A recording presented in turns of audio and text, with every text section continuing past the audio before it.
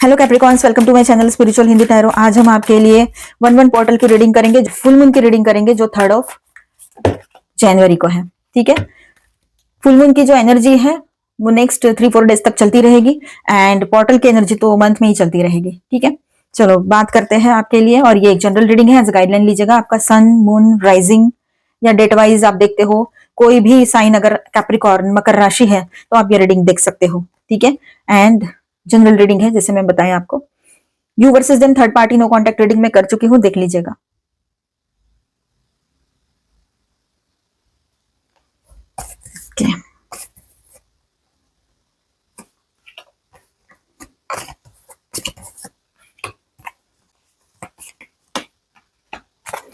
Okay, and bottom of the deck is strength.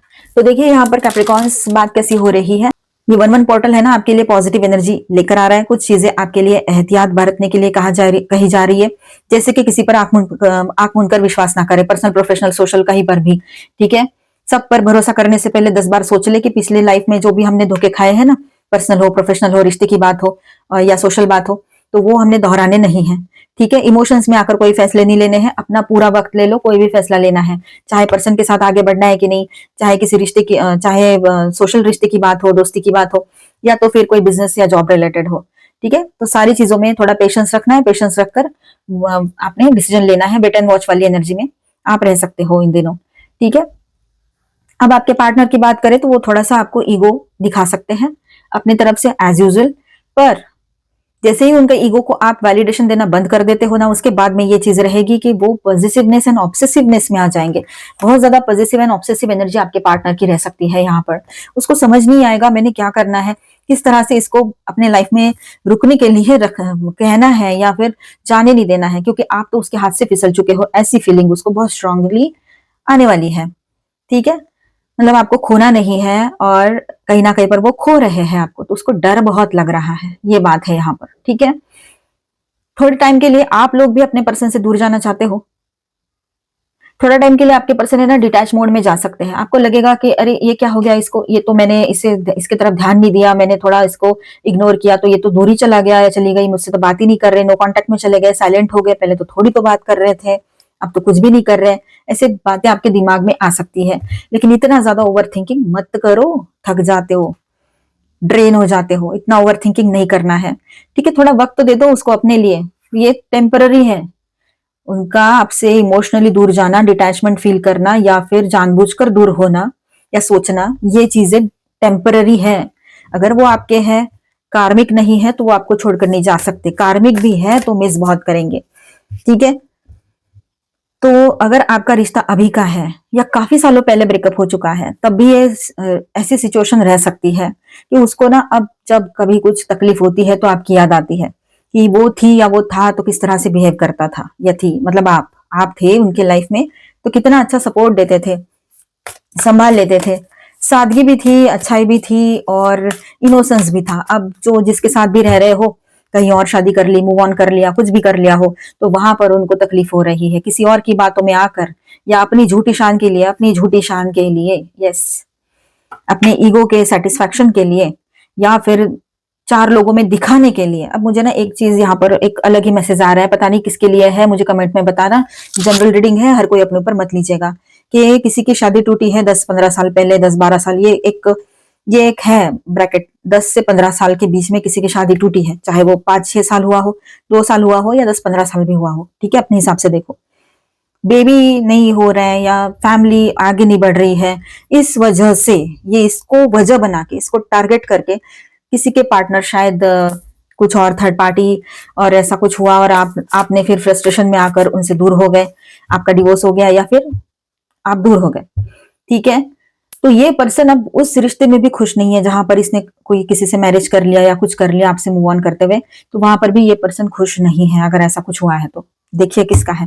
ठीक है, तो यहाँ पर देखिए, अब उसको लगता है कि आपसे कैसे कनेक्ट किया जाए, चाहे अभी का रिश्ता हो आपका या पहले का हो, जैसे सिचुएशन है। ठीक है, मैसेज की तरफ फोकस कीजिए, मैच होता है तो अपने पास रखिए, अदरवाइज इसको इग्नोर कर दीजिएगा। ठीक है, तो आपके पर्सन जो है स्लोली स्लोली आपके तरफ आगे बढ़ेंगे, ये भी दिखाई दे रहा है। आंख मूंद कर भरोसा तो आपने किसी पर भी नहीं रखना है, ना अपने पार्टनर पर, ना सोशल में, ना ऑफिस में, कहीं पर भी नहीं। ठीक है, और देखिए यहाँ पर गिल्ट, किसी प्रकार का गिल्ट आपके पर्सन के मन में आ सकता है। ठीक है, उसको किसी तरह का गिल्ट महसूस होगा कि ये रिश्ता मैंने ऐसे नहीं तोड़ना है, या कुछ या कुछ या कुछ जो भी है, कुछ तो उसके दिमाग में चलेगा। प्लानिंग चलेगी आने वाले फ्यूचर में कैसे आपसे कनेक्ट किया जाए, इस तरह से कुछ तो प्लानिंग उसकी जरूर चलने वाली है। बिजनेस के ऊपर फोकस रहेंगे आपके पार्टनर, काम के ऊपर, ये भी दिखाई दे रहा है। लेकिन काम करते करते भी आपकी याद आती है, क्योंकि हो सकता है कहीं पर आपके नाम से ही उसका बिजनेस चल रहा हो अभी तक। आपने शायद उसका घर छोड़ के 10 साल हो गए हो, उससे रिश्ता तोड़ के 10 साल हुए हो, या आप दोनों अलग होके 10-15 साल हुए हो, या 5-6 साल, जो भी टाइम हुआ हो। लेकिन हाल ही में आपके सामने उसका कोई सोशल मीडिया अकाउंट आया है, या फिर आपको पता नहीं क्या हुआ, नाम आ गया उसका, बार बार आया। 10-15 साल पहले का ये कैसे पर्सन याद आ सकता है ना, पर आ सकते हैं। तो आपने देखा सोशल मीडिया पे, तो देखा आपने कि आपके ही नाम से उसका काम चल रहा है, आपके नाम पे उसका बिजनेस चल रहा है, मतलब आपका नाम उसके बिजनेस का नाम है ऐसे। ठीक है, ये एनर्जी है यहाँ पर, किसकी है तो देख लो आप।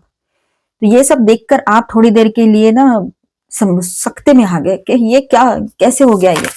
लेकिन आप हो ही ऐसे, आपको भुलाना इतना आसान नहीं है। आपका लव केयर कंपैशन जो था वो रियल था, फेक नहीं था। बिना किसी मतलब के आप उसके साथ थे, और बिना किसी मतलब के ही दूर हो गए। ठीक है, आपसे वो डिसलॉयल्टी बर्दाश्त नहीं हुई। एक बार माफ किया, 2 बार माफ किया, बार बार वही करेंगे तो आपकी भी अपनी लाइफ है, अपनी वैल्यूज है, अपनी खुद की रिस्पॉन्सिबिलिटी है, अपनी इच्छाएं हैं, है ना। कमी तो कुछ है नहीं हम में, तो हम क्यों किसी की सहे। जितना टाइम देना था दे चुके, उससे ज्यादा दे चुके। तो ऐसा है, तो यहाँ पर ट्रांसफॉर्मेशन का टाइम रहेगा। बहुत सारे लोग जो है आप में से वो ट्रांसफॉर्म होने वाले हैं। वो इस तरह से कि पिछला जो इमोशनल बैगेज था वो 2026 में नहीं ले जाना है, वो 2025 में छोड़कर जा रहा हूं मैं, या रही हूं, इस तरह से आपके दिमाग में रहेगा। आप एक नया सवेरा, नए साल के साथ नए चीजें, नया सब कुछ आप चाहते हो। अभी पुराना कोई हर्ट बैगेज कुछ नहीं साथ ले जाना चाहते हो। आप फोकस हो अपने काम पर, अपने काम में कैसे आपको मतलब स्टेबिलिटी आए, इस पर ध्यान रहेगा। ठीक है, खर्चे थोड़े संभाल कर जरूर करने हैं आप लोगों ने। ठीक है, अपनी वैल्यू खुद समझोगे, सेल्फ वर्थ समझोगे, सेल्फ कॉन्फिडेंस अच्छा रहेगा आपका बना हुआ इन दिनों। ठीक है, अपने स्ट्रेंथ को समझो, आप हर मुश्किल से मुश्किल सिचुएशन को सही से हैंडल कर लेते हो, ये आपकी स्ट्रेंथ है। अपने हेल्थ का भी ख्याल जरूर रखिएगा। अब यहाँ पर हम फुल मून गाइडेंस देख लेते हैं। Nothing will come of this situation, word of curse moon. अब यहाँ पर ऐसा है कि ये जो सिचुएशन है, आपको डर लग रहा है, लेकिन इस सिचुएशन से कुछ भी बाहर नहीं आने वाला है। मतलब आपको ऐसा लग रहा होगा, नहीं कुछ नहीं, आप शांत रह जाइए, आपके पर्सन आपके ही है। जहां पर अभी की बात है, 10-15 साल की बात नहीं कर रही हूं मैं, अभी अभी कुछ हुआ है, और थर्ड पार्टी सिचुएशन नहीं है, और कोई बहुत बड़ा इशू नहीं है, या टॉक्सिसिटी नहीं है। टॉक्सिसिटी है और वो आए तब भी आपने पीछे ही हट जाना है, क्योंकि जहां ऑब्सेशन है, ज्यादा से ज्यादा ऑब्सेशन एंड पॉजिटिवनेस है, वहां पर टॉक्सिसिटी आती है। तो सोच समझ कर फैसले लीजिएगा, हमें टॉक्सिक रिश्ता नहीं चाहिए। ठीक है, a win win outcome is forecast. तो जो भी सिचुएशन हो आपके फेवर में रिजल्ट रहेगा, बैलेंस रहेगा। ठीक है, full moon in Libra card आया है, द एनर्जीज गेनिंग मोमेंटम। ये एनर्जीज को बढ़ने दीजिएगा, पॉजिटिव एनर्जी में रहिए। जिस भी एनर्जी में रहोगे वही एनर्जी यहाँ से आगे बढ़ने लगेगी। ठीक है, तो हाँ, आप पॉजिटिव एनर्जी में रहिए, पॉजिटिव एनर्जी को बढ़ने दीजिए, वो बेहतर है ना हमारे लिए। हम क्यों निगेटिव एनर्जी में रहे। जिसकी एनर्जी है ना ये निगेटिव एनर्जी, उसी के पास जाए। उसने धोखा किया तो उसी के पास जाएगी ना ये निगेटिविटी, हमारे पास क्यों आएगी। ठीक है, इमोशंस आर रनिंग हाई का कार्ड है यहाँ पर, तो इमोशंस हाई रहेंगे। बैलेंस, स्पिरिचुअलिटी एंड प्रैक्टिकलिटी, अपने लाइफ में बैलेंस लाने की कोशिश जरूर कीजिएगा। ठीक है, हर तरह से बैलेंस में रहिएगा। यिन एंड यांग, देखिए पहले हम 2 कार्ड आपके लिए लेते हैं, 2 कार्ड आपके पर्सन के लिए लेंगे, फिर कॉमन कार्ड्स भी लेते हैं, एनर्जी चेक करते हैं। तो इस फुल मून पे क्या एनर्जी रहेगी, यिन एंड यांग। नंबर यहाँ पर आया है 22। तो देखिए यहाँ पर सब कुछ बैलेंस करने के लिए आप रेडी हो, या फिर आप अपने लाइफ को पूरे तरीके से बैलेंस करने में लगे हुए हो। 4th चक्र आर्क एंजल रफाएल, आपके लव लाइफ में हीलिंग आएगी, आपके हार्ट चक्रा में हीलिंग आएगी। ठीक है, आपका हार्ट चक्रा एक्टिव होगा, ओवरऑल लाइफ में हीलिंग की एनर्जी रहेगी। Heart, mind, body and spirit healing. ठीक है, आपके लिए, आपके पर्सन की बात करें, ऑल टाइड अप, फंसा हुआ सा महसूस करते हैं। चाहते तो वो भी है कि सब कुछ ठीक हो जाए, लेकिन फंसा हुआ सा महसूस कर रहे हैं हर तरफ से। कंफ्यूजन है, जर्नी, कहीं जाना है पर जा नहीं पा रहे हैं, ये और नो में अटके हुए हैं। इमोशंस आपके तरफ खींचते हैं तो दिमाग कहीं और, तो अपने ही सोच में उलझे हुए आपके पार्टनर रहेंगे। यहाँ पर देखिए आपके पर्सन के ओर से और आपकी ओर से, तो यहाँ हीलिंग चाहते हो आप दोनों भी अपने अपने लाइफ में, या फिर जहां पॉसिबल है तो इस रिलेशनशिप में बड़े इश्यूज नहीं है तो। ठीक है, यहाँ पर एनवी की एनर्जी है, तो आपके रिलेशनशिप से जलने वाले भी बहुत सारे लोग हैं, तो थोड़ा आपने भी संभालना है, समझना है चीजों को। दोनों भी कंफ्यूजन में जा सकते हो, इनडिसाइसिव एनर्जी आप दोनों को महसूस हो सकती है। ठीक है, सोच समझकर फैसले लीजिए, मैन हो चाहे वुमन हो आप। ठीक है, door to romance, wow, new beginning यहाँ पर आपके लव लाइफ में पॉसिबल रहेगी, ये भी एनर्जी यहाँ दिखाई दे रही है। एंड डोर टू वैल्यू का भी कार्ड है, तो आपको दोनों को एक दूसरे के वैल्यू समझ में आएगी। आपको तो आ चुकी है, आपके पार्टनर को आनी बाकी है। और जनरल बात करूं मैं, तो दोनों की तरफ फाइनेंशियल गेन यहाँ पर आएगा, पैसा आएगा आप दोनों की तरफ। ठीक है, तो आई होप आपको रीडिंग अच्छा लगा होगा, आपके साथ रेजोनेट किया होगा, तो please do subscribe, like and share this video. Bye bye, stay blessed, thank you for watching, happy new year 2026।